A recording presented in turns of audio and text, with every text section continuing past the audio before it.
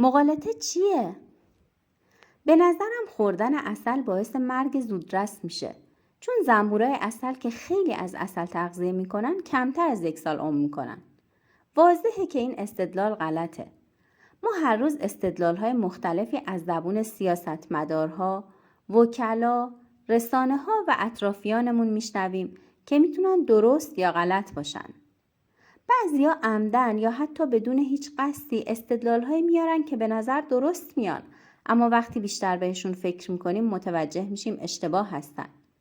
تشخیص اینکه کدوم استدلال‌ها درست هستن و کدوم نادرست به ما کمک میکنه تصمیمات بهتری بگیریم، اگرچه تشخیص بعضیاش خیلی سخته. خوشبختانه این اشتباهات در منطق دسته‌بندی شدن و به اونها مغالطه میگن. مغالطه یعنی هر گونه خطا در روند استدلال که منجر به نامعتبر شدن استدلال بشه.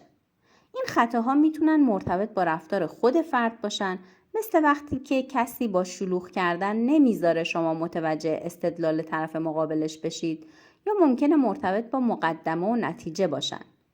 مثلا اگر کرگدن‌ها رو در ماهی‌ها دسته‌بندی کنیم و نتیجه بگیریم که ماهی‌هایی هم در خشکی زندگی می‌کنن، مقدمه اشتباهه.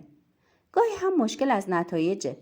اگه بگیم پزشکایی وجود دارن که مدام فست فود می‌خورن پس فست فود ضرر نداره، نتیجه اشتباهه. و موارد دیگه.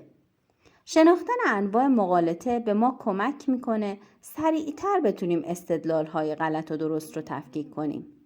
مهارتی که با توجه به شلوغی خبری رسانه‌های متعدد و حجم بالای دریافت اطلاعات بیشتر از گذشته توی زندگی بهش احتیاج داریم.